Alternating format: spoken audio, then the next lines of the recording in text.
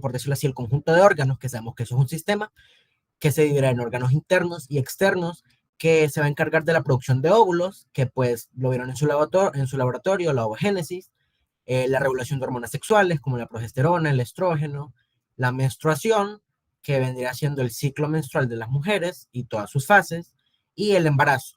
Esto ayuda así a permitir la procreación, ¿verdad? ¿Por qué? Pues básicamente porque como sabemos, después del acto sexual, la mujer quedará embarazada y es en el útero, que es uno de los órganos sexuales internos femeninos, donde habrá, por decirlo así, la implantación y donde irá creciendo el embrión, perdón, y posteriormente el feto. Entonces, por eso es que decimos que este va a permitir el embarazo y la procreación, además de las otras funciones que ya les dije, que vendrán siendo la producción de óvulos y la regulación de hormonas. Ok, entonces, como les estaba diciendo, em, este sistema se divide en dos, órganos internos y órganos externos. Aquí les hice esta pequeña tablita, por decirlo así, para que pudieran ver cuáles vendrían siendo los órganos internos y los externos. Dentro de los órganos internos, serán en los que nos estamos enfocando el día de hoy, tenemos el útero, tenemos la vagina, las trompas uterinas o trompas de falopio y los ovarios. Y dentro de los órganos externos tenemos los labios mayores y menores, el clítoris, el monte de Venus, el vestíbulo, las glándulas vestibulares, la abertura uretral y la entrada vaginal. Aquí me gustaría aclarar una cosa, y es que todos los órganos externos como tal, el conjunto de órganos externos se conoce como vulva. Entonces, habiendo dicho esto, eh, quiero que vean esta imagen donde ejemplifica muy bien lo que vendría siendo el sistema reproductor femenino interno. Porque como se lo está explicando, el interno es el que va a estar dentro de la cavidad pélvica. Dentro de la cavidad pélvica vamos a encontrar estos diferentes órganos. Vamos a tener las trompas uterinas o las trompas de falopio, que son estas que podemos ver por aquí, como estas, por decirlo así, prolongaciones que salen de los cuernos del útero. Vamos a tener el útero como tal, tenemos el cervix, que también se conoce como cuello uterino, tenemos la vagina y los ovarios. Más adelante, mientras vaya explicando, vamos a ir viendo lo que vendría siendo las diferentes componentes de cada uno de estos, porque algunos de estos tienen sus partes, ¿verdad? Por ejemplo, como ya habrán visto en clase, las trompas de falopio se dividen en cuatro partes, el útero tiene tres capas, etcétera, etcétera. Entonces, si no hay ninguna duda con lo que vendrá siendo anatomía general, podemos pasar con lo que vendrá siendo ya como cada órgano específicamente. ¿Nadie tiene dudas hasta el momento?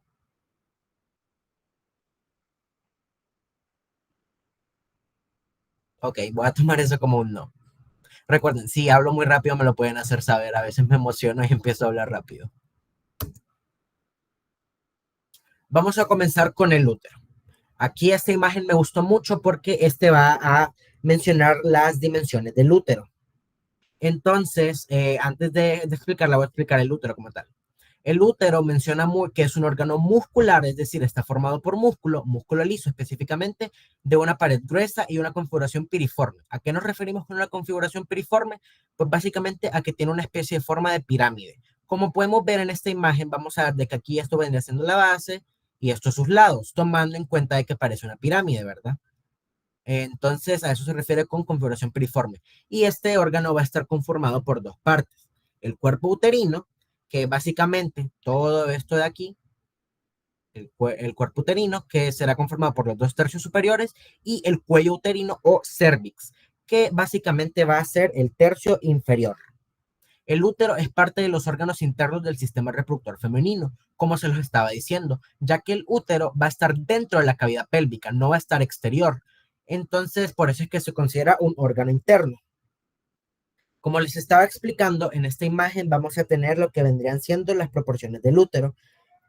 Muy menciona de que tiene una longitud aproximada de 7 a 8 centímetros, entonces su longitud, y va a tener una anchura aproximada de 5 a 7 centímetros, que vendría siendo esto de acá.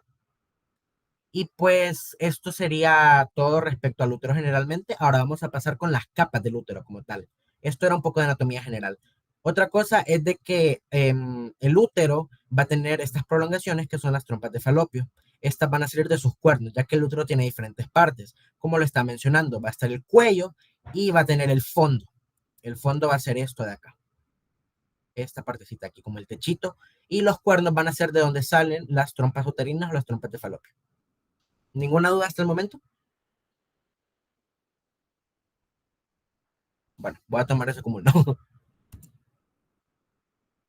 Aquí tenemos las capas del útero. Esta imagen la verdad es que las ejemplifica muy bien. ¿Por qué? Porque Moore menciona que el endometrio es una capa delgada, el miometrio una capa gruesa y el perimetrio una capa delgada. Otra vez, ¿a qué nos referimos con esto? Básicamente es que el endometrio vendría siendo como la capa más interna. Vamos a verla más a profundidad posteriormente. El endometrio va a estar dividido en tres partes, en tres capas, etcétera, etcétera. Eso lo vamos a ver más a detalle en la siguiente diapositiva. El miometrio vendría siendo la capa muscular gruesa del útero, músculo liso. Y el perimetrio va a estar fuertemente adherido al peritoneo, así lo menciona Moore, y va a ser la capa más externa del útero. Ahora, el endometrio como tal. El endometrio es la capa más interna del útero, como le estaba mencionando, y este va a poseer tres capas o tres, por decirlo así, estratos. La capa compacta y la capa esponjosa, que juntas van a formar la capa funcional, y la capa basal. Pero Moore lo menciona como estas tres diferentes, entonces aquí se los puse así, pues porque sabemos de que la clase está basada en Moore, y Moore pues lo menciona así. La capa funcional, que va a estar formada por la compacta y la esponjosa, va a ser la capa que se desprende durante la menstruación. Eso lo vamos a ver más adelante en los siguientes repasos cuando miren ciclo reproductor. Por ahora es bueno que manejen esta información. Las tres capas del endometrio, según Moore, son la capa compacta, la esponjosa y la basal. Y la capa funcional, como tal, está formada por la compacta y la esponjosa. La capa compacta es tejido conectivo denso que rodea los cuellos de las glándulas uterinas. La capa esponjosa es tejido conectivo edematoso, así lo menciona Moore, que contiene los cuerpos tortuosos de las glándulas tortuosas, que como recordarán en su práctica, el útero con endometrio es tortuoso cuando está en un estado. ¿Alguien que me pueda responder eso?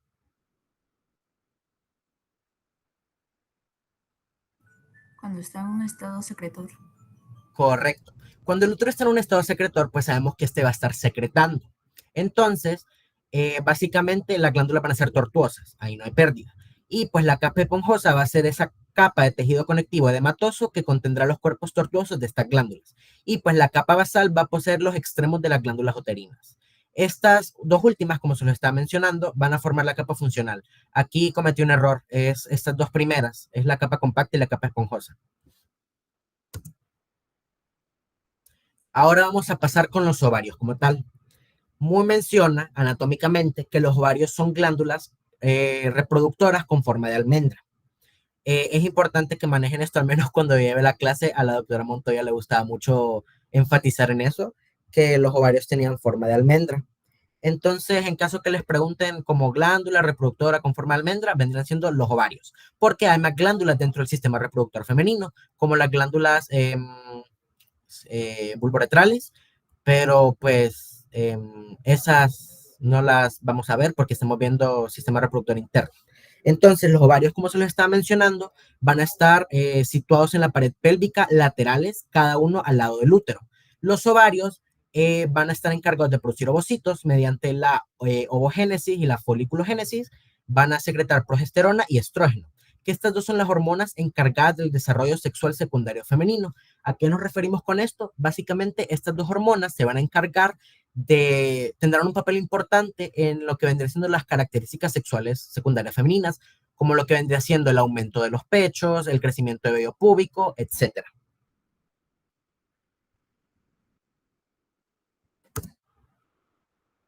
Ahora, pues con las trompas uterinas.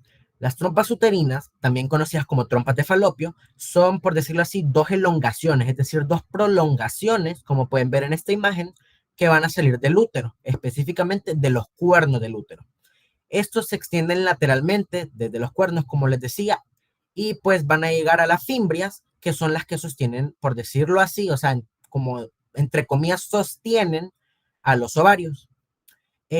Las trompas de falopio van a estar divididas en cuatro partes: el infundíbulo, la ampolla, el istmo y la porción uterina. El infundíbulo será la primera sección o primera parte, que va a ser como la que está aquí más cerca de las fibras del ovario.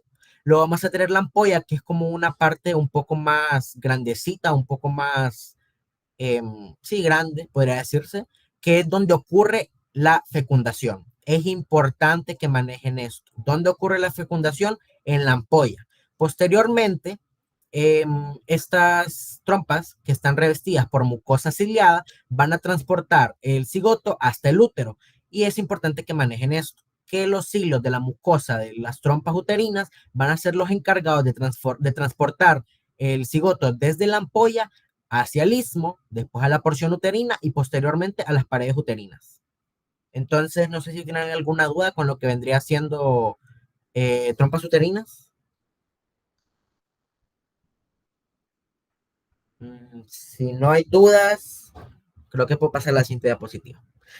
También les quería mencionar de que estas tienen una elongación aproximada de 10 centímetros, es decir, desde la porción uterina hasta el infuntíbulo van a medir aproximadamente 10 centímetros y van a tener un diámetro de aproximadamente 1 centímetro. Es decir, no es que no lo piensen como un tubo gigante, la verdad es que es un tubo, porque es una forma de describirlo, un tubo pequeño que se va a encargar de llevar el ovocito hasta la ampolla, donde ocurrirá la fecundación, y luego se encargará los cilios de la mucosa de llevarlo desde la ampolla hacia el istmo, la porción uterina y posteriormente a las paredes uterinas.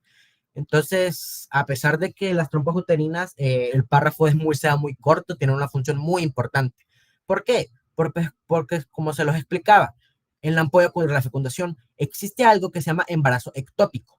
El embarazo ectópico básicamente ocurre cuando el cigoto se implanta en las ampollas, en la ampolla.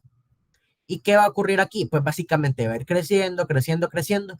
Y la ampolla de la trompa uterina no es un lugar apto, no es un lugar apropiado para que se desarrolle un embrión, pues porque se los está explicando, tiene un diámetro de 1 centímetro y una longitud de 10 centímetros. Entonces no es como que sea un tamaño adecuado para que crezca un embrión, porque sabemos que un embrión y después un feto mide mucho más de 1 centímetro de diámetro y 10 centímetros de largo. Entonces es importante que se maneje esta información, pues porque si les preguntan así como, ¿dónde ocurre la fecundación? En la ampolla. ¿Y qué ocurre cuando el cigoto se implanta en la ampolla y no en el útero? Entonces va a ocurrir un embarazo ectópico, que la verdad es que si esto no se trata es mortal, porque puede, por decirlo así, romper, puede causar una ruptura, una hemorragia y pues la madre puede morir desangrada y obviamente pues el embrión fallecería. Entonces, eso todo por trompas uterinas. No sé si tengan alguna pregunta. Bueno, ahora pues eso era todo por sistema reproductor femenino. Eso es lo que menciona Moore, que los tres enunciados más principales, por decirlo así, vendrían siendo útero, ovarios y trompa uterina. Es lo que nos estaremos viendo en este repaso por cuestiones de clase, ¿verdad? Porque eso es lo que menciona Moore. Ahora vamos a pasar con el sistema reproductor masculino, que la verdad es que es mucho más corto. ¿Por qué? Porque lo que nos interesa saber para cuestiones clase del sistema reproductor masculino es básicamente su anatomía general y el recorrido de los espermatozoides. Entonces, ¿qué es el sistema reproductor masculino? Perdón, ahí dice femenino. El sistema reproductor masculino es aquel conjunto de órganos, tanto internos como externos, similar al femenino. ¿Por qué? Porque tiene órganos internos y externos, cuya función principal es producir espermatozoides, que como sabemos son las células germinales o las células reproductoras masculinas y hormonas sexuales masculinas, como la testosterona, que tendrán funciones similares a los estrógenos y a la progesterona, las cuales serán el desarrollo de características sexuales secundarias, como pues lo estaba mencionando, el alargamiento del pene, el desarrollo de los testículos, descenso de los testículos, lo que vendría siendo la espermatogénesis y también el crecimiento de vello corporal, masculinización de la voz, etcétera. Vamos a tener que dentro de los órganos internos y externos, aquí se los puse al revés, una disculpa a ustedes, hoy fue un día cargado y no me fijé en esto. Imaginen que aquí dice externos y aquí internos, está al revés esto, pero los externos van a ser el pene, los testículos, el epidídimo y el escroto. Ah, no, el epidídimo van los internos, perdón. Espérame, les voy a cambiar esto ahorita para que no se confundan. Externos, internos. externos.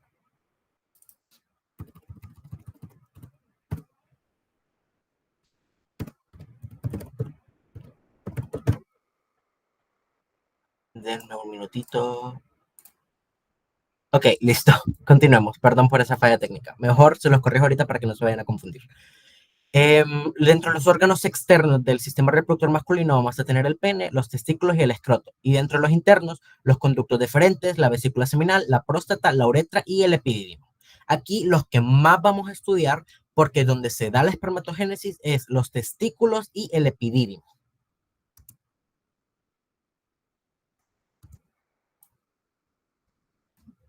Aquí tenemos una pequeña imagen de lo que vendría siendo el sistema reproductor masculino. Es una imagen que me gustó bastante también porque lo ilustra bastante bien.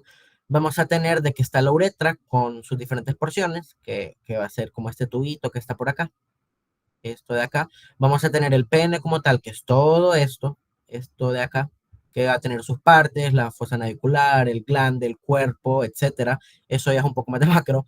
Tenemos aquí la vesícula seminal, que es aquí, esto es chiquitito, es como esta línea que está acá.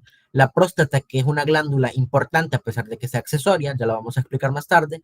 La glándula bulboretrales, tenemos el conducto deferente, que va a ser este de acá, este como tubito que va a llegar a la vesícula seminal y a la próstata, y el epidídimo, que el epidídimo va a tener gran importancia junto a los testículos, específicamente a los túbulos seminíferos, porque es donde se va a llevar a cabo la espermatogénesis, que eso lo van a ver más a fondo cuando estén viendo pues el tema propiamente dicho de gametogénesis, espermatogénesis y ovogénesis.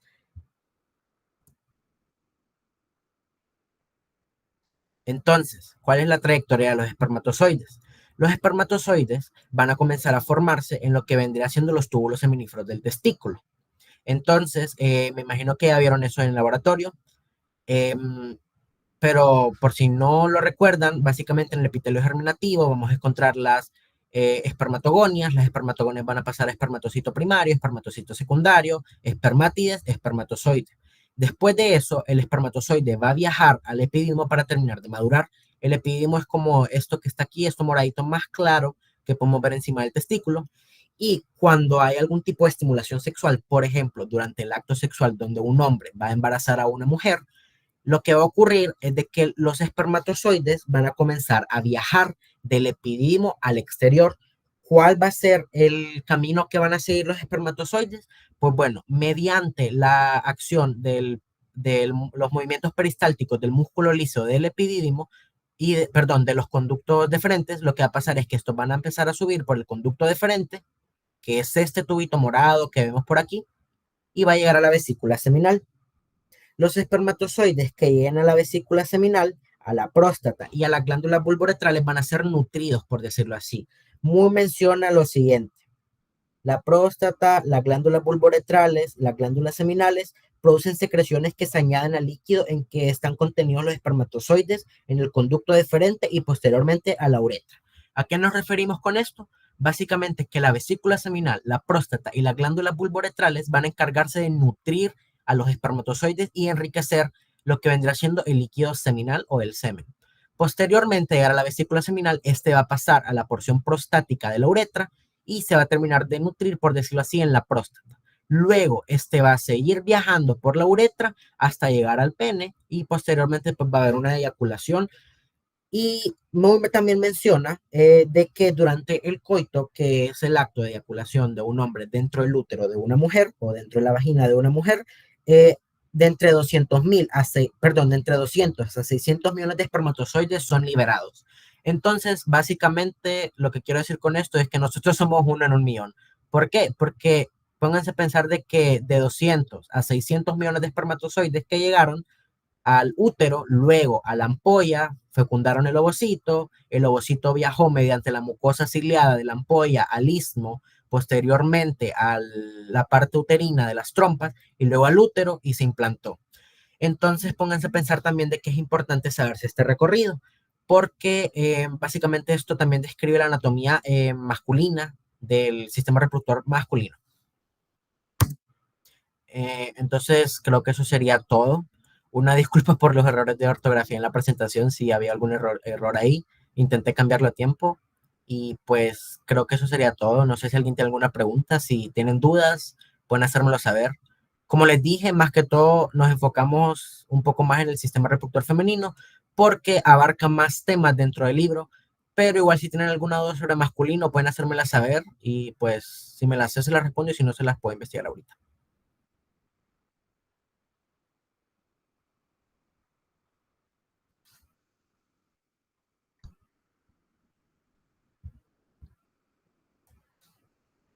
Bueno, pues si no hay ninguna duda, creo que eso sería todo por mi parte. Muchas gracias.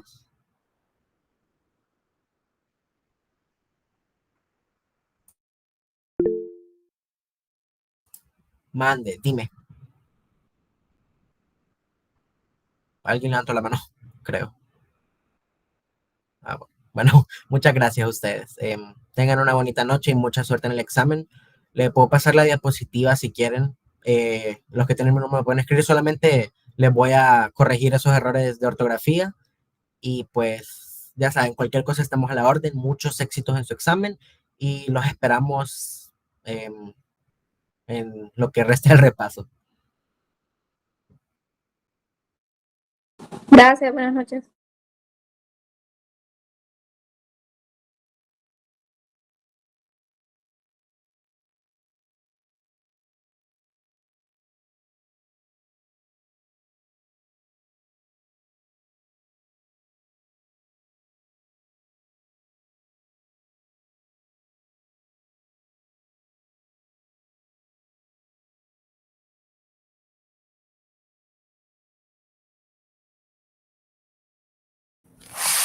Bueno, muy buenas noches a todos. Permítanme solo comparto la diapositiva.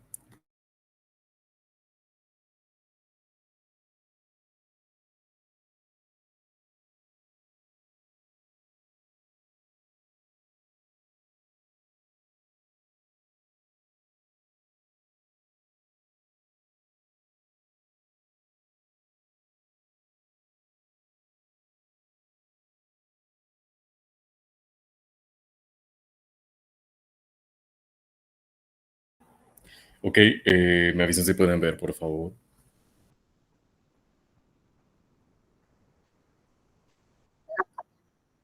¿No?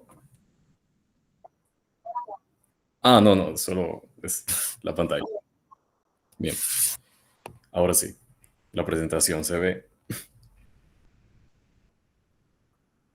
Bien, bueno, muy buenas noches a todos. Como ya les dijeron, yo soy Jansel Martínez y esta noche me voy a encargar de impartirles la práctica de espermatogénesis. Ahora que ustedes ya conocen, pues, lo que son los órganos reproductores, tanto masculinos como femeninos, vamos a observar qué es lo que sucede más a fondo dentro de estos, ¿ok?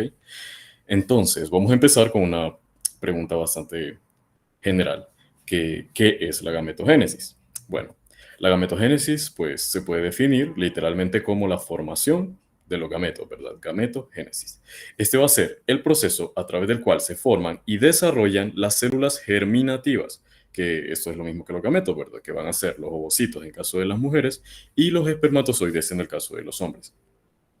Estos se van a originar a partir de células precursoras bipotenciales. Estas células van a pasar por varios procesos de división celular en el cual van a participar los cromosomas y el citoplasma de los gametos y va a preparar a las células sexuales para la fecundación. ¿Ok? Bueno, ya les hablaron acerca pues de esto un poco, así que esto va a ser como una retroalimentación. Vamos a observar cómo bueno, yo les voy a hablar acerca de cómo se ven los testículos por dentro, cuáles son sus partes internas. Para empezar, el testículo, pues un órgano sí, bilateral, tiene tres capas, perdón, que van a ser la de afuera hacia adentro, la túnica vaginal, la túnica albuginea y la túnica vascular, que no está aquí, pero es la más interna de todas. ¿Ok? El testículo va a tener túbulos intratesticulares y extratesticulares. ¿Ok? Bueno, los primeros que vamos a tener van a ser los túbulos seminíferos, que los túbulos seminíferos se pueden dividir en túbulos seminíferos contorneados, que van a ser todos estos de acá, y túbulos seminíferos rectos, que ya van a ser como las porciones como más terminales de estos túbulos de acá. Los túbulos seminíferos son sumamente importantes porque aquí se va a dar todo el proceso de la espermatogénesis, ¿ok? Ya los túbulos seminíferos rectos, pues van a ser los que van a mandar los espermatozoides, aún inmaduros, hacia nuestros siguientes túbulos, que van a ser estos de acá, que van a conformar la red testicular, también conocida como red de testis. Después de pasar por la red testicular, estos espermatozoides van a salir del testículo a través de los conductillos eferentes, que van a ser estos de acá, todos estos de aquí, conductillos eferentes. Los conductillos eferentes van a transportar los espermatozoides desde la red testicular hacia este órgano que observamos aquí. Todo esto vendría siendo el epidídimo, que el epidídimo va a estar conformado por varias partes, que van a ser la cabeza del epidídimo, el cuerpo del epidídimo y la cola del epidídimo, junto con el conducto deferente, que va a ser todo este largo de aquí. ¿Ok? Bueno, si tienen alguna pregunta, encienden el micrófono porque no puedo ver si levantan la mano. Bueno, en eso no me voy a detener mucho porque eso ya se los explicó su instructor Walter. Pero bueno, el camino de los espermatozoides, como les dije, va a empezar en los testículos, específicamente en los túbulos seminíferos. Después va a ser transportado hacia el epidídimo, después por los conductos deferentes, van a pasar por la vesícula seminal, que la vesícula seminal es bastante importante porque esa es la encargada de producir la mayor cantidad de semen. Produce aproximadamente el 70% del semen. Y ya otras glándulas producen el resto, como la próstata y las demás glándulas accesorias. Después va a pasar por la próstata y por último hacia la uretra para la eyaculación. Ahora sí, ya más específicamente, ¿qué es la espermatogénesis? Bueno, la espermatogénesis va a ser la secuencia de acontecimientos a través de la cual las espermatogonias, que estas van a ser las células germinativas primordiales, se van a transformar en espermatozoides maduros. Este proceso es muy importante que lo sepan, y este proceso se va a iniciar con la pubertad. Es bastante distinto en las mujeres, que esto inicia antes del nacimiento, pero esto ya se lo van a explicar más adelante. Bueno, ahora sí, la espermatogénesis. Ahorita ustedes van a observar, permítanme. A ver. Ok, ahí se ve mejor. Bueno, ahora sí, la espermatogénesis. Ahorita vamos a observar pues todos los procesos de división celular por los que va a pasar estas células primordiales para dar origen a un espermatozoide. ¿Ok? Primero vamos a empezar con una espermatogonia, que como les mencioné anteriormente, esta va a ser la célula germinativa primordial. La espermatogonia va a ser una célula diploide. ¿Qué significa que es diploide? Significa que va a tener una cantidad de 46 cromosomas. ¿Ok? La espermatogonia va a pasar por un proceso al principio de mitosis. ¿Ok? Mitosis. Y bueno, eso no lo han visto todavía, lo van a ver en la segunda parte de los repasos, pero hay una diferencia entre mitosis y meiosis, que en el caso de la mitosis nos va a dar como origen dos células completamente idénticas a la célula original. Y en el caso de la meiosis, esto ya aquí hay una división, ¿ok? Ya va a ser como 50-50 para cada célula hija. Pero bueno, entonces, la espermatogonia, después de pasar por mitosis, va a producir dos espermatocitos primarios, pero aquí nos vamos a enfocar en uno solo, porque no es necesario verlo de ambas partes, ¿ok? Entonces, espermatogonia, mitosis, espermatocito primario. Como les dije, la mitosis produce células completamente idénticas, por lo tanto, el espermatocito primario también va a ser diploide, va a tener una cantidad de 46 cromosomas. Después, este espermatocito primario va a pasar por un proceso de meiosis, ¿ok? Su primera división meiótica. Va a dar origen a dos espermatocitos secundarios. Y como les dije anteriormente, la meiosis ya hay una división de material genético. Por lo tanto, cada célula va a ser haploide. Algo muy importante es que una célula diploide se representa como 2N y una célula haploide se representa solamente como N. ¿Ok? Para que tengan eso en cuenta. Entonces, espermatocito primario, meiosis 1, dos espermatocitos secundarios. Después, estos espermatocitos secundarios van a pasar por un proceso, por el segundo proceso de meiosis, y van a dar origen a 2 espermátidas cada uno. ¿Ok? 2 espermátidas cada uno. Y bueno, cada espermátida también va a ser haploide. Va a tener una cantidad de 23 cromosomas. Y ustedes me van a preguntar, ¿por qué no tienen 13?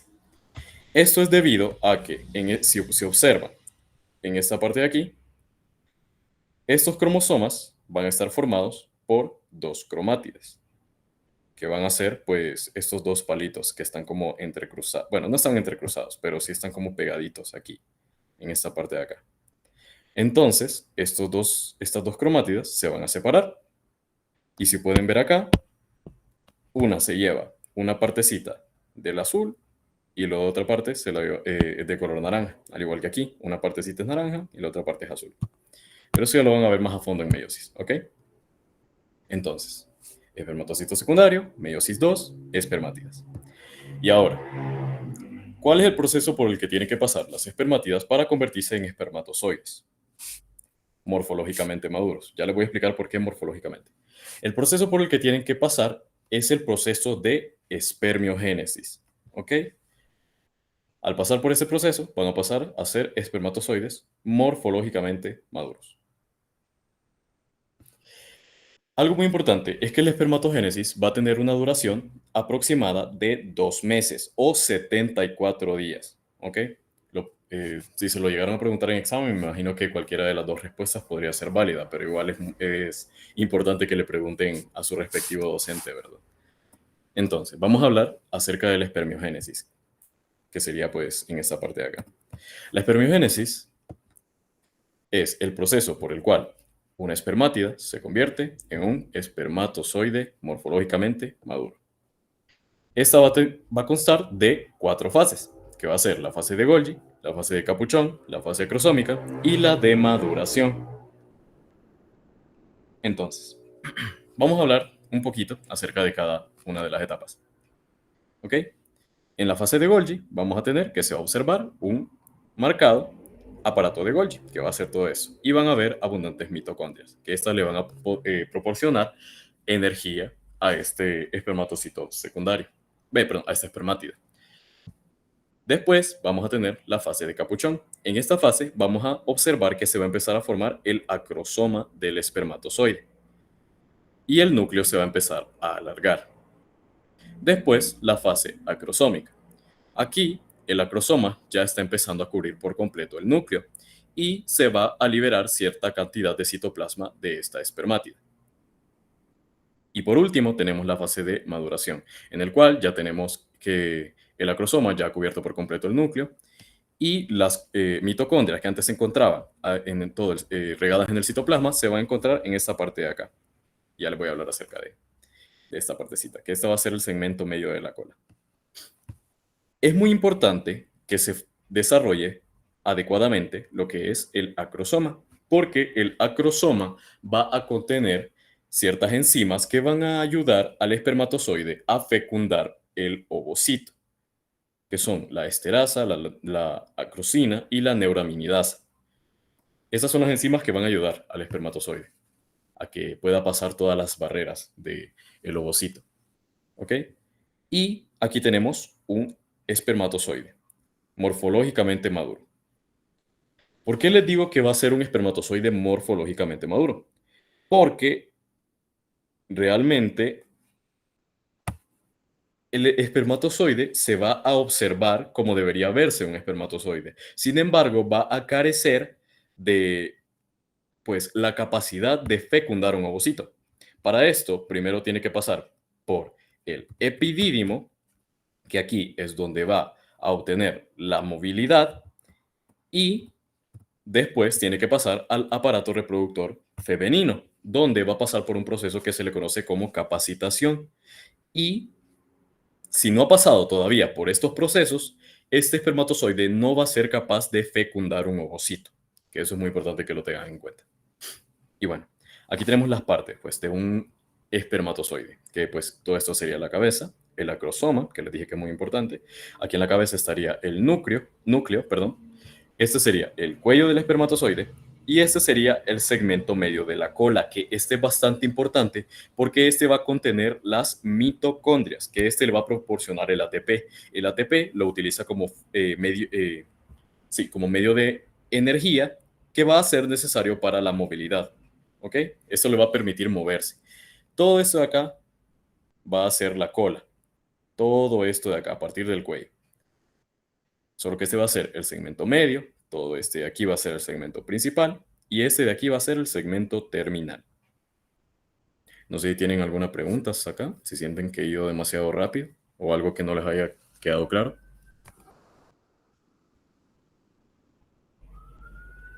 Bueno, vamos a continuar entonces. Y bueno, esto es lo mismo. Estas son las partes de un espermatozoide: acrosoma, cabeza, núcleo. Todo esto es la cola, parte intermedia, principal y terminal. Ahora, algo muy importante. Todas estas de acá van a ser células germinales, porque todas estas son parte del proceso de la espermatogénesis, en el cual da como lugar a un espermatozoide. Sin embargo, en el testículo vamos a encontrar células no germinales, que estas van a ser las células de Leydig y las células de Sertoli. ¿Ok? Bueno, entonces, las células de Leydig que vamos a encontrar en el intersticio de los túbulos seminíferos van a ser muy importantes, porque estas nos ayudan a producir la la testosterona. Estas nos van a ayudar a producir la testosterona y van a ser influenciadas por la LH, que esta va a ser una hormona hipofisiaria. Bueno, hablándoles un poquito, bueno, siento que empecé hablando ya mucho, muy directamente de las funciones, pero todo esto se le conoce como eje hipotálamo, hipófisis, glándula. ¿Ok? Eje, hipotálamo, hipófisis, glándula. El hipotálamo va a ser como el líder de todo este eje, ya que este va a ser el encargado de modular y dirigir los momentos en los que se tenga que producir las hormonas o detener el proceso de la producción de hormonas. El hipotálamo se encarga de inducir a la hipófisis y la hipófisis se encarga de secretar hormonas. Las que nos interesan en este tema van a ser la LH y la FSH. Como ya les mencioné, la LH actúa en las células de Leydig para producir testosterona, que la testosterona es bastante importante, ya que esta es crucial para el desarrollo durante la pubertad del hombre. Todas las características fenotípicas y también funcionales del hombre son mediadas por esta hormona de acá, la testosterona. Y la hipófisis también produce la FSH, que la FSH va a actuar en las células de Sertoli. ¿Ok? Entonces tenemos las células de Ley, células de Sertoli. Y bueno, ustedes se van a preguntar, ¿para qué sirven las células de Sertoli? Ya que no está aquí. Las células de Sertoli tienen varias funciones, principalmente de soporte y nutrición. Estas se encuentran alrededor de las células germinales en los túbulos seminíferos, brindando soporte físico y nutricional en su desarrollo. También se encargan de formar la barrera hematotesticular, que esta es una barrera que está formada por uniones estrechas entre lo que serían las células de Sertoli y pues lo que sería... Bueno, es que como tal, estas dividen el túbulo en dos compartimentos. Se encarga de aislar las células germinales de la circulación sanguínea, que esto es muy importante porque así ayuda a las células germinales a protegerlas del sistema inmune del cuerpo y que se pueda dar la producción de espermatozoides adecuadamente. Y también sirven tienen cierta regulación hormonal. A veces, pues cuando la FSH actúa en las células de Sertoli, pues las pueden inducir para que produzcan una proteína conocida como proteína de unión a andrógenos, que ésta se encarga de mantener la concentración de testosterona para que haya una maduración adecuada de los espermatozoides. Y bueno, ahora nos vamos con lo que sería, ya vimos todo lo que sería el proceso de la gametogénesis. Ahora podemos hablar acerca de una gametogénesis anómala. Bueno, En algunas ocasiones suele darse el caso de que en una división pues mitótica o meiótica, que usualmente es más común que se dé en la división meiótica, hay una distribución no equivalente de cromosomas. Como pueden observar en estos espermatocitos secundarios, este de acá tiene 24 XY y este de acá tiene 22 y no tiene lo que serían los cromosomas sexuales. Ok, vamos a ver si en esta parte aparece. Bueno, no aparece. Pero lo normal es que al final obtuviéramos eh, espermatozoides 23X, 23X, 23Y, 23Y. Pero en este caso, que este espermatocito secundario se llevó lo que es ambos cromosomas sexuales y, dando 24 cromosomas en total, observamos que al final los espermatozoides, al formarse, van a resultar anómalos. Estos dos de acá tienen 24XY y estos tienen 24XY y estos dos tienen 22 cromosomas cada uno. Esto puede dar origen a ciertas anomalías como lo que sería el síndrome de Down, por ejemplo. A todo este proceso en el cual hay una distribución no equivalente de cromosomas se le conoce como no disyunción. ¿Ok? No disyunción.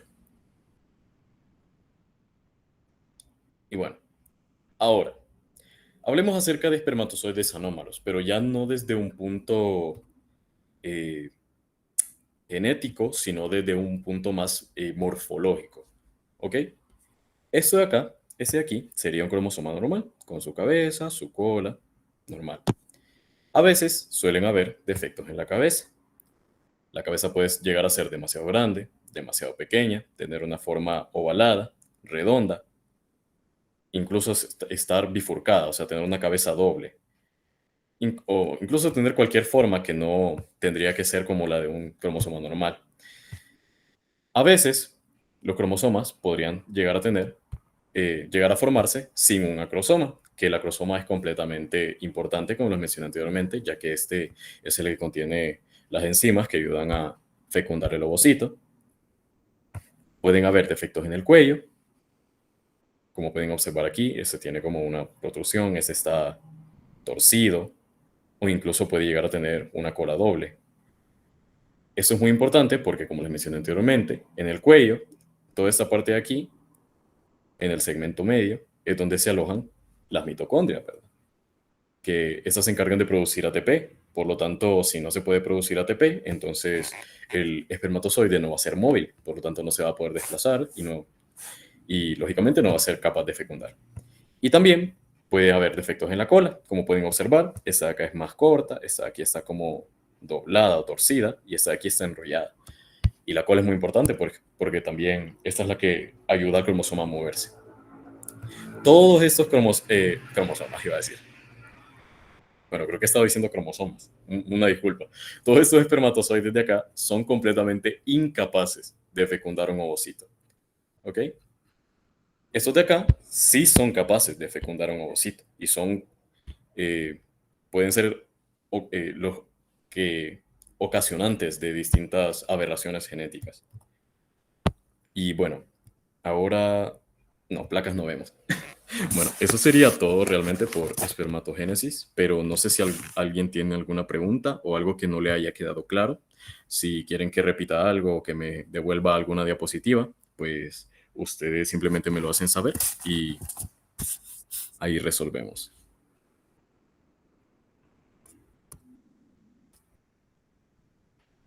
¿No? Bueno, pues por mi parte eso sería todo. Muchas gracias por su atención.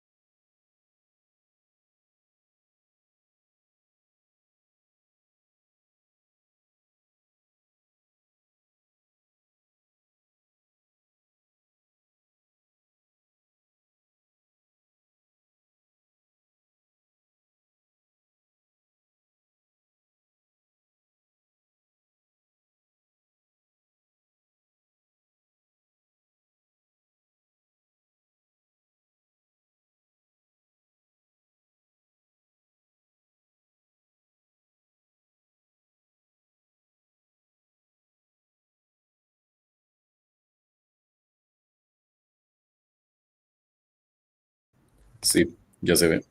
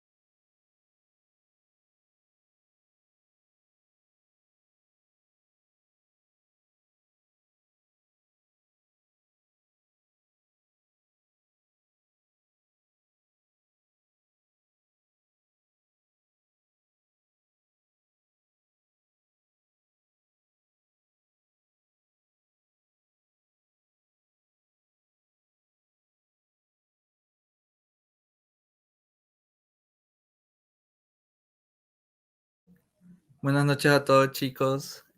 Bueno, voy a compartir la pantalla para ya empezar con la siguiente parte del repaso. Solo permítame un momento.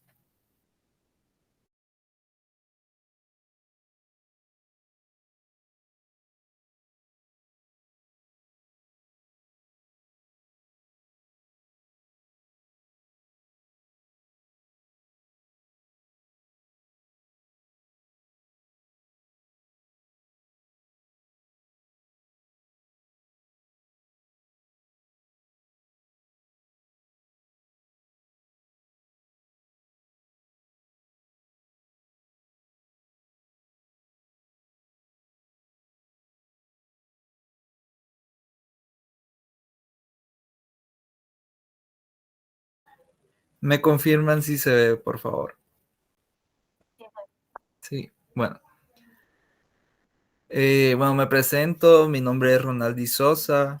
Pues como ustedes pueden intuir, soy parte de los instructores del laboratorio de embriología. Y pues el día de hoy vamos a estar hablando un poquito acerca de los mecanismos morfológicos del desarrollo, ¿verdad?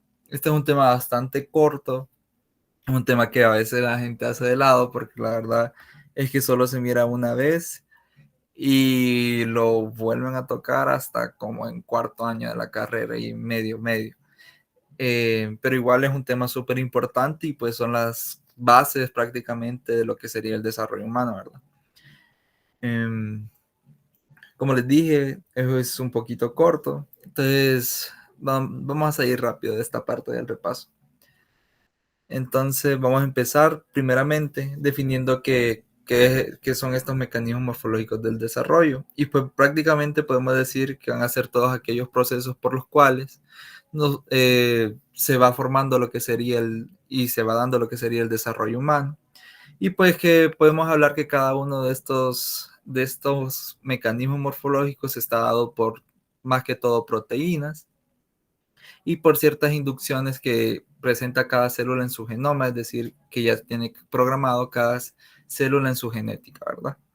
Entonces aquí les traigo una pequeña definición acerca de lo que serían esos mecanismos morfológicos. A veces lo pueden también ver como mecanismos biológicos del desarrollo o también mecanismos morfofisiológicos del desarrollo, ¿ok? Entonces, igual como dice aquí en la presentación, van a ser todos aquellos procesos complejos, que vamos a ver que son 5 procesos, que nos permiten formar parte de lo que sería un organismo pluricelular complejo. Entre esos 5 mecanismos que nosotros tenemos, vamos a tener primeramente lo que sería la inducción embrionaria, la diferenciación, el crecimiento embrionario, que también tiene otro nombre que se le conoce más, que sería la proliferación celular, la motilidad celular, que también se conoce como migración celular, y la muerte celular programada, que me imagino que todos ustedes ya han estado viendo desde que llevaron biología, que es la famosa apoptosis, pues. Entonces, pues esos serían los 5 mecanismos que estaríamos viendo el día de hoy. Ok, vamos a empezar primero con lo que sería la inducción embrionaria. Como su nombre lo dice, inducción es decir, cierta parte va a inducir a que se forme algo o cierto grupo celular va a estimular a otro grupo de células que van a responder adecuadamente a esas señales de esa primera. Entonces, esto puede ser un poquito enredado. Entonces, vamos a ver esta siguiente imagen para comprenderlo un poquito mejor. Entonces, para una inducción embrionaria, yo tengo que tener 2 clases de células. Es una población celular inductora, que va a ser la encargada de poder secretar todos aquellos estímulos para que los pueda recibir la población celular competente, que va a tener toda clase de receptores, como este que tenemos aquí, los cuales va a poder recibir todo ese tipo de señales. Entonces, vamos a tener la población inductora, que va a transmitir señales, y la población competente, es decir, que tiene esa capacidad de responder a las señales que tira o que secreta de esa población inductora. Esas señales nosotros las podemos conocer desde proteínas, enzimas e incluso hormonas. Ustedes. Y pues podemos decir que para que esta inducción funcione, las células tienen que estar en el mismo tiempo y espacio. O sea que las dos tienen que estar en una misma ubicación, un mismo organismo para que pueda funcionar, y puede ser un poquito lógico, ¿verdad? Además de esto es que, por ejemplo, si ya se secretó, por ejemplo, esa señal de parte de la población celular inductora, si yo quitara esta célula, pues igualmente siempre las enzimas y todas estas proteínas actuarían en otro receptor de esa población celular competente. Entonces, ese receptor, además, también podemos decir que es otra proteína o glicoproteína, pues prácticamente que va a transducir esa señal, que va a hacer que esa señal se traduzca en lo que sería la célula y de esta forma pueda actuar. Entonces, no sé si ustedes tienen algún ejemplo o se les viene a la mente un ejemplo clásico de una estructura inductora para lo que sería el desarrollo embrionario. No sé si alguien quiere participar ahí.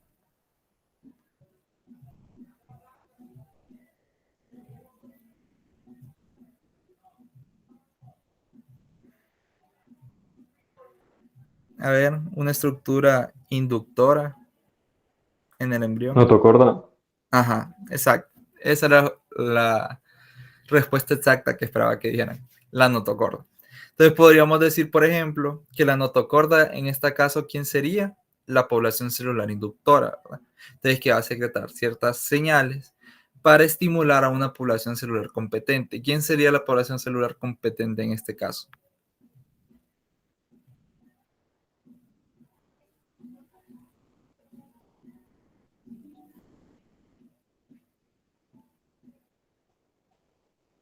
Bueno, la población celular competente en este caso sería el ectodermo suprayacente. Entonces, digamos que tenemos esa población celular inductora, que sería la notocorda, va a enviar ciertas señales, ciertas enzimas, proteínas que van a actuar en lo que sería el ectodermo suprayacente, para que éste se pueda diferenciar en lo que sería la placa neural, que va a ser como esa estructura base o primordial para la formación del tubo neural y con eso, con la formación del sistema nervioso. Entonces esto, igual que el mesénquima, que también va a estar junto con la notocorda, estimulando a lo que sería el ectodermo suprayacente para formar la placa neural. Entonces ese es como el mejor ejemplo de lo que tendríamos para lo que sería esta inducción embrionaria, que es el primer mecanismo morfológico del desarrollo y que prácticamente es como la madre, por así decirlo, de todas. ¿Ok? Entonces vamos, otra cosa que tienen que tener bastante en claro, que todos estos mecanismos morfológicos o biológicos del desarrollo están de la mano uno con otros. Entonces puede ser, por ejemplo, que haya inducción, pero que también haya otro mecanismo morfológico ahí involucrado, que vamos a ver ahorita, casi al instante. Entonces, no sé si quedó todo claro con lo que sería la inducción embrionaria. Pues prácticamente es un grupo de células, estimula a otro grupo de células para que pase algo. Hasta aquí es como la definición. No sé si hay dudas con esto, si alguien entendió. Yo tenía una pregunta. Sí. El mecanismo del funcionamiento de la maduración de los gametos en los testículos y en los ovarios también contaría como inducción. ¿Cómo? La maduración que las células de Sertoli creo que dijo que inducía la maduración de las células de los gametos, también cuenta como inducción. Ese también sería como parte de la inducción. Y ahí también iría involucrado otro mecanismo morfológico, que es el siguiente que vamos a ver aquí, ahorita, que sería la diferenciación.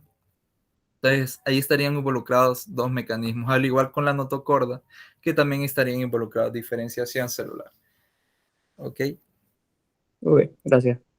Sí. Bueno, entonces, ya que tocamos el tema ahorita, vamos a ver lo que sería el segundo mecanismo biológico del desarrollo, que sería la diferenciación celular. ¿Y qué es la diferenciación celular? Celular es cuando un grupo de células va a adquirir ciertas estructuras nuevas, ciertas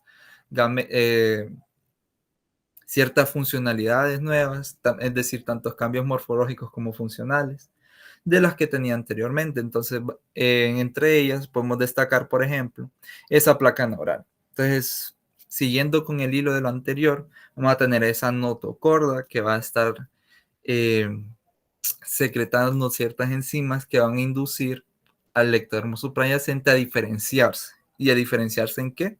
En lo que sería la placa neural. Entonces, ese ectodermo adquiere ciertas estructuras nuevas, ciertas funcionalidades nuevas, como lo que sería la formación del sistema nervioso. Y de esa manera se da este segundo mecanismo biológico del desarrollo. Entonces, de pasar a un ectodermo, que antes, por ejemplo, podría formar lo que era la epidermis, es decir, una capa en la piel, ahora se convierte en lo que sería el neuroectodermo, que me formaría el sistema nervioso. Y hay otras estructuras, como por ejemplo, que tenga que ver con la formación del ojo, que van a ver más adelante. Igualmente, como en la mayoría de embriología, vamos a tener ciertas estructuras primarias que se van a diferenciar, como el ejemplo que tenemos aquí, por ejemplo, los neuroblastos, que al final son como esas neuronas primitivas, que al final se van a diferenciar en lo que serían las neuronas, ¿ok? Entonces ese es un tipo de diferenciación. Y pues prácticamente todos nosotros, todo nuestro organismo como tal, es decir, todos los humanos, pasamos por este momento o por esta etapa de diferenciación desde prácticamente la segunda semana del desarrollo, con lo que serían las 3 capas germinativas. O sea, nosotros venimos prácticamente de lo que sería ectodermo, endodermo y mesodermo. Entonces también ese es un proceso de diferenciación. El ectodermo, por ejemplo, se diferencia a lo que sería la epidermis y el sistema nervioso. El mesodermo, por ejemplo, se diferencia a lo que sería más que todo la dermis, y también sería ahí contribuyendo a lo que sería la formación de los vasos sanguíneos y también la formación del corazón, por ejemplo. O el endodermo, que también tiene que ver o está involucrado en la formación del revestimiento del tanto el sistema respiratorio como también el sistema gastrointestinal. Entonces, todos estos procesos de diferenciación, el ejemplo más claro es la diferenciación de esas 3 capas germinativas primordiales: ectodermo, mesodermo y endodermo. Y pues con esto tendríamos este segundo mecanismo biológico del desarrollo. No sé si hay preguntas con este segundo mecanismo.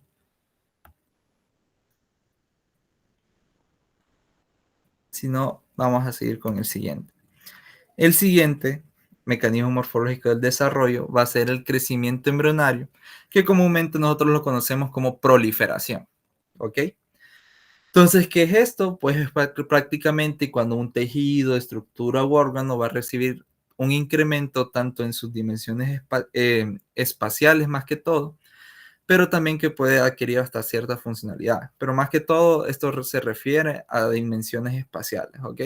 Es decir, a un incremento en su tamaño. Este mecanismo también se puede subdividir en lo que serían otros 2 mecanismos, que sería la hiperplasia y la hipertrofia. Ambos van a generar lo que sería un incremento de ese órgano, es la estructura, pero la forma en que lo hacen es diferente. Entonces, por ejemplo, la hiperplasia consiste en ese aumento del tamaño tanto de ese órgano o tejido, pero esto crece o este órgano crece debido al incremento en el número de células, ¿ok? O sea, es decir, que las células se van multiplicando y por eso ese órgano crece. La hipertrofia, por otro lado, va a ser igualmente ese aumento en las dimensiones espaciales de ciertos tejidos, pero esto debido a que las células en sí van a crecer de tamaño como tal, ¿ok? Entonces, en la hiperplasia, tenemos un incremento en el número de células, y en la hipertrofia tenemos un aumento en el tamaño de esas células, ¿ok? ¿Qué ejemplos podemos tener con cada uno de ellos? No sé si, por ejemplo, si ustedes han escuchado ya en el adulto, hablando un poquito más del adulto, que el hígado se regenera. ¿Y cómo se regenera este hígado? A través de este mecanismo que nosotros conocemos hiperplasia. Entonces, todo ese, por ejemplo, desde un hígado graso, por ejemplo, en que se van a perder ciertos hepatocitos, ciertas células del hígado como tal, para poder recuperarlas o poder sustituir a todas esas células que se murieron, el mecanismo que va a actuar aquí sería la hiperplasia. Entonces, se va a incrementar ese número de células, de se va a ir multiplicando, sustituyendo a todas las células que murieron. Entonces, ese lo podemos ver en el hígado, esta hiperplasia. ¿En qué otro lo podemos ver? Y que está relacionado con lo que hemos estado viendo en el laboratorio como tal, pues esto estaría relacionado con el endometrio. Entonces, en el ciclo menstrual, que se bota toda la capa funcional del endometrio, cuando ya viene la fase proliferativa, lo que ocurre es una hiperplasia de esas células del endometrio, es decir, que se están multiplicando para poder regenerarse nuevamente. En ese ejemplo también podemos ver una hiperplasia. Hipertrofia, ¿en qué lo vemos? Pues le voy a dar el ejemplo más común de todos. Ustedes van al gimnasio, se quieren ejercitar el bíceps, que todo el mundo lo vea. Entonces, ¿qué mecanismo es el que va a ocurrir en ese caso? Sería una hipertrofia. Es decir, un aumento en el número, perdón, no en el número, sino un aumento en el tamaño de esos miocitos, es decir, de esas células musculares, ¿ok? Entonces, esos miocitos no es que van a multiplicarse, no, sino que lo que va a hacer es que esos miocitos van a crecer y se van a ser más fuertes, por así decirlo. Y lo que ocurre ahí sería una hipertrofia. Otra hipertrofia, por ejemplo, que nosotros tenemos, también es en el corazón. En aquellos atletas, por ejemplo, que corren maratones, que practican más que todo ejercicios aeróbicos que requieren de bastante demanda metabólica, pues en todos esos casos lo que ocurre es un agrandamiento, una hipertrofia del ventrículo izquierdo para que el corazón pueda bombear la sangre a una mayor velocidad y con una mayor fuerza, ¿ok? Entonces ahí también hay una hipertrofia de ese ventrículo izquierdo del corazón, ¿ok?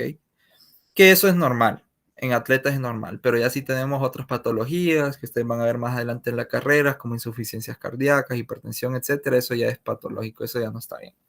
Solo en atletas sería como algo normal. Y bueno, entonces eso tendríamos como ejemplo de la hiperplasia, hablando del endometrio y el hígado, y de la hipertrofia, hablando de lo que sería el músculo como tal, y hablando también de lo que sería el corazón. Y pues con esto terminaríamos este tercer mecanismo biológico del desarrollo y pasaríamos al siguiente.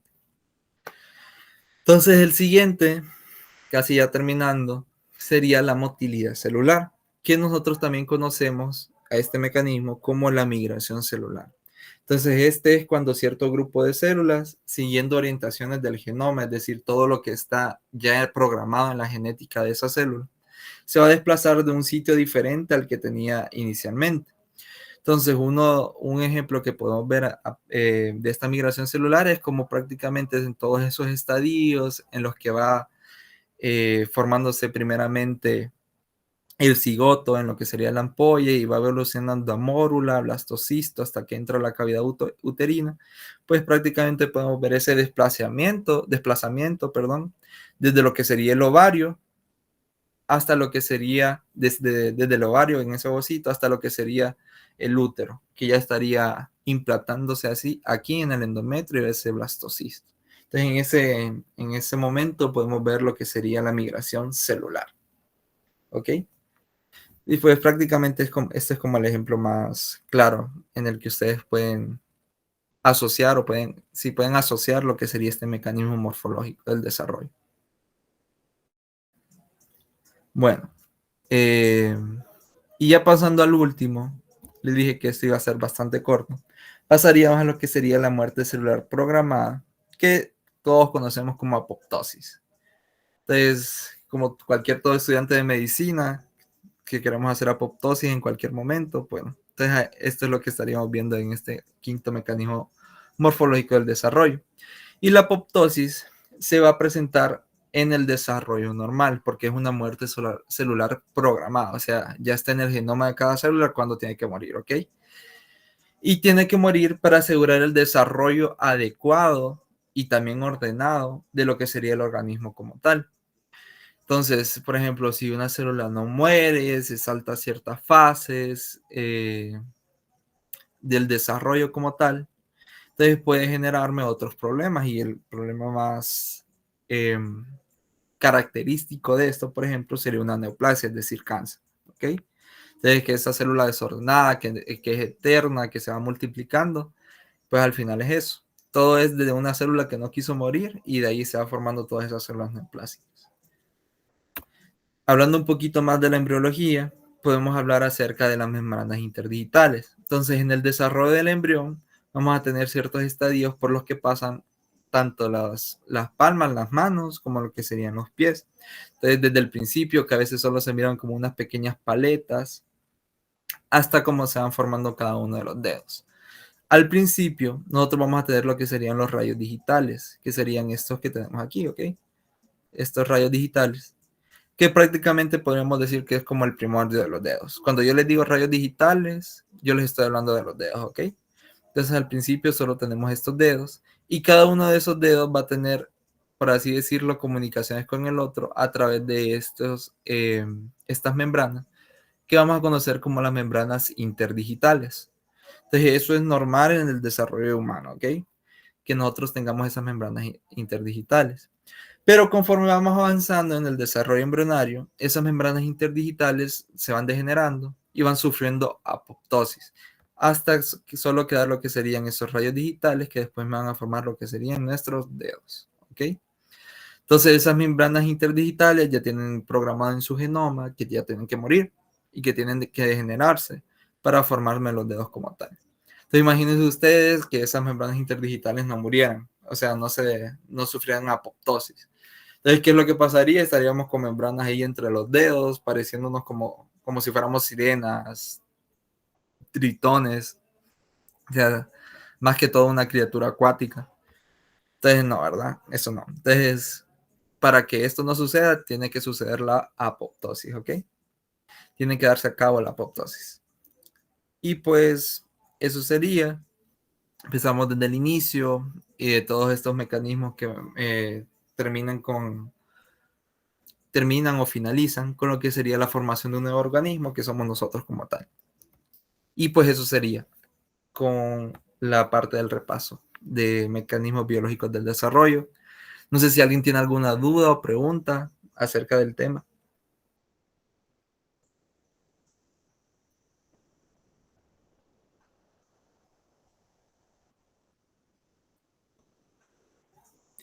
Bueno, si no hay preguntas, espero les haya gustado y hayan entendido este repaso. Y yo les traje un Kahoot sobre la presentación y sobre esta parte del repaso. Entonces ahí rapidito, lo hacemos rápido, porque creo que faltan más temas. Y pues una manera de aprender ahí lo que hemos visto, ¿verdad? Entonces ya les voy a proyectar para que vayan ahí jugando.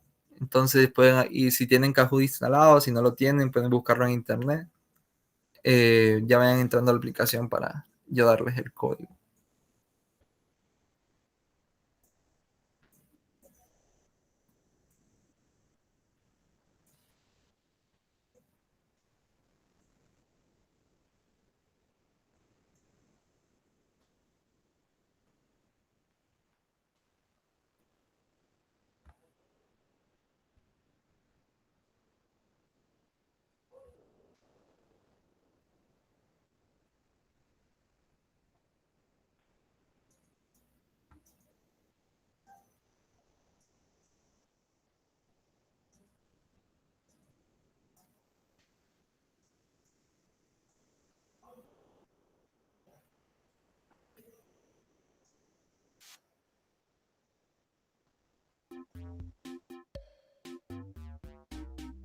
Ahí ya pueden ir entrando los juegos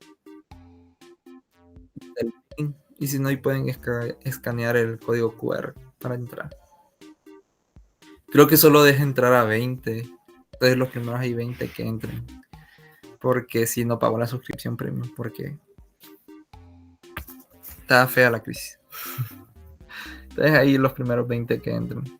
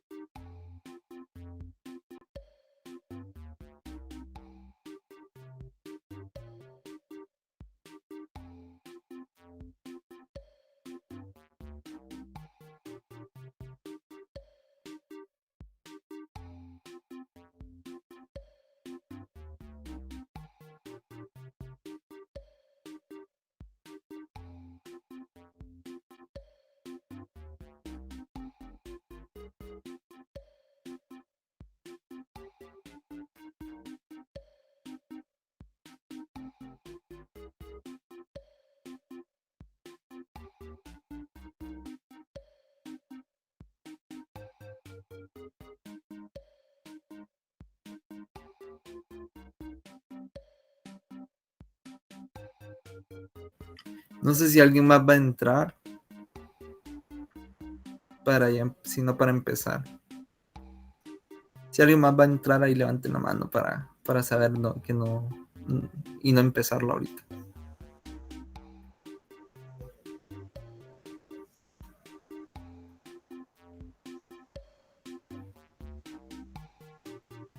Bueno, si no, entonces vamos a empezar ahorita.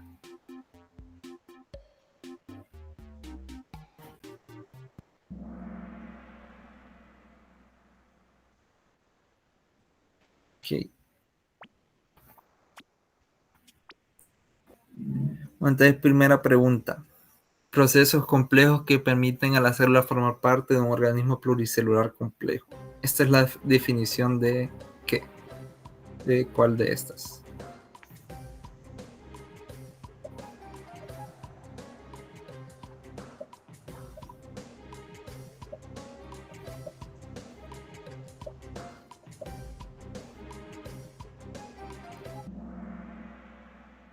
De mecanismos morfológicos del desarrollo. Esa es la definición que les puse ahí en la presentación acerca de los mecanismos morfológicos del desarrollo.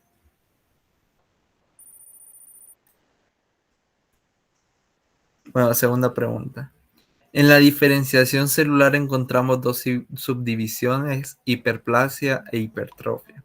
¿Esto es verdadero o es falso?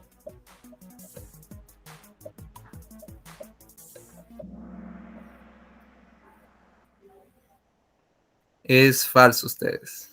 ¿En qué mecanismo morfológico encontrábamos estas subdivisiones? Proliferación. Ajá, proliferación. En la proliferación. O crecimiento embrionario, que es lo mismo.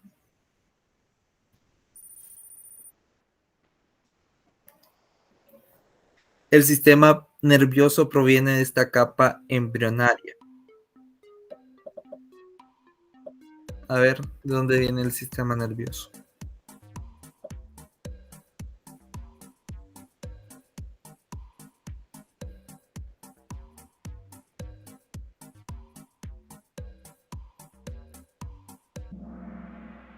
De ectodermo.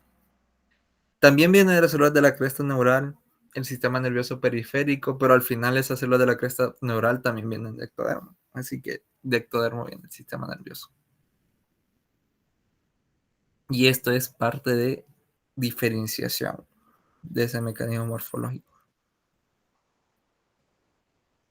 Se le conoce como muerte celular programada. A ver, esta está fácil.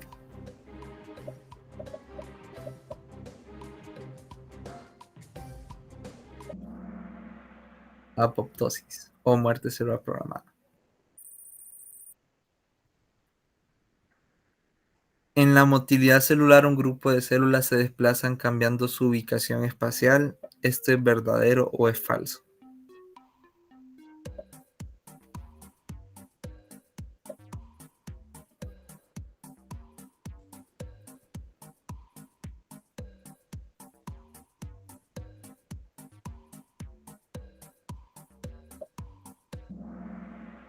Es verdadero. ¿Qué otro nombre recibía la motilidad celular? Migración. Ajá, migración. Migración celular. Entonces, motilidad y migración es lo mismo. Y pues esa es la definición. Un grupo de células se desplazan cambiando su ubicación espacial o su ubicación de la que tenía anteriormente. A mí me gusta poner preguntas de cultura general. Se me había olvidado de esto. Entonces ahí es de cultura general. ¿Cuál es el océano más grande del mundo?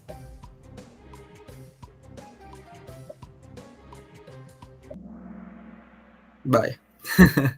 Todos se la sabían esa. Exacto, es el océano Pacífico.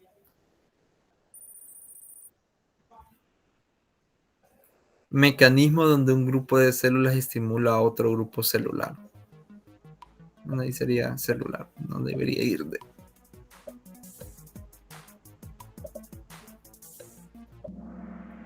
Inducción embrionaria, exacto.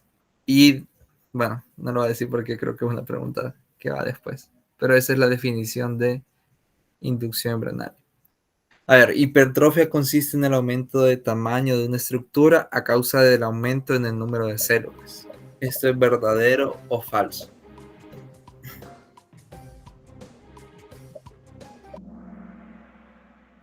Es falso. Esta es la definición de hiperplasia.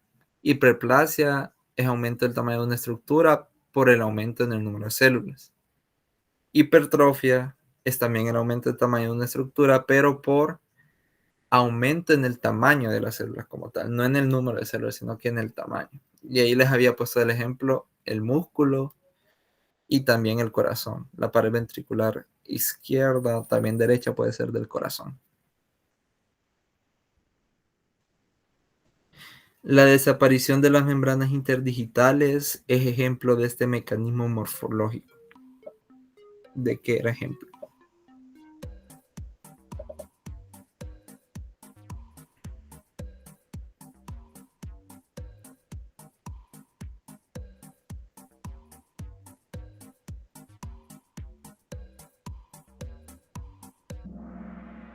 De apoptosis. ¿Se acuerdan que les dije que si no se degeneraban, si no sufría apoptosis, íbamos a aparecer como tritones, sirenas ahí? A ver, grupo de células adquieren nuevas propiedades estructurales y funcionales. ¿Eso es definición de qué?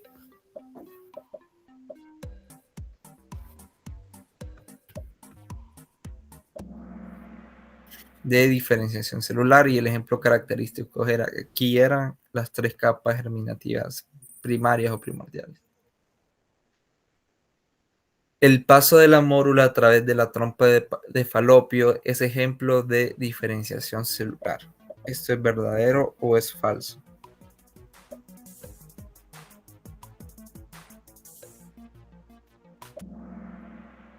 Falso. ¿De qué era ejemplo eso? Eso. Motilidad. Ajá. De motilidad celular o migración. Bueno, ya vamos casi terminando. Es el sexto planeta del sistema solar. ¿Cuál?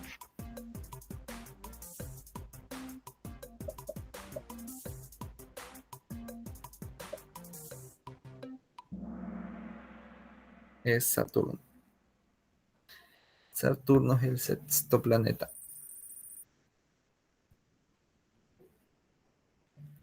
El paso de ectodermo a epidermis es característico de este mecanismo morfológico. ¿De cuál?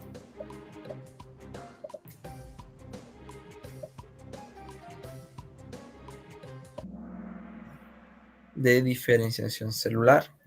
Entonces, ese ectodermo se diferencia a epidermis, que es una capa de la piel. Y la dermis, que viene de mesodermo. Al crecimiento embrionario se le conoce también como proliferación. ¿Esto es verdadero o es falso? Verdadero. Crecimiento embrionario y proliferación es lo mismo. Y para terminar, la Primera Guerra Mundial terminó en este año.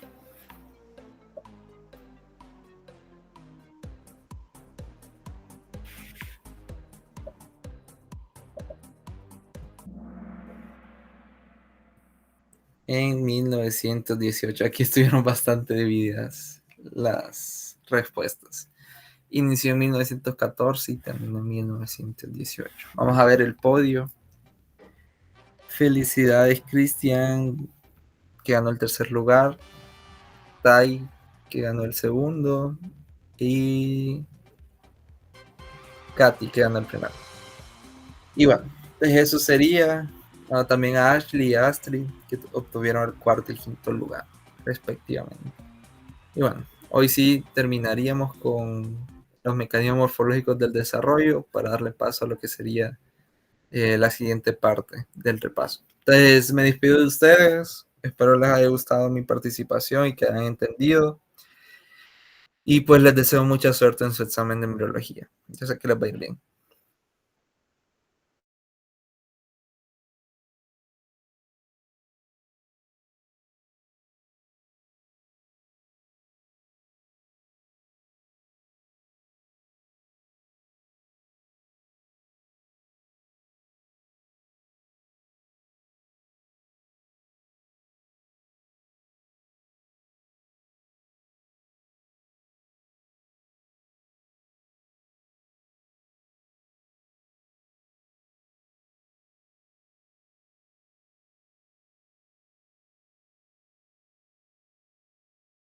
Sí, sí se ve.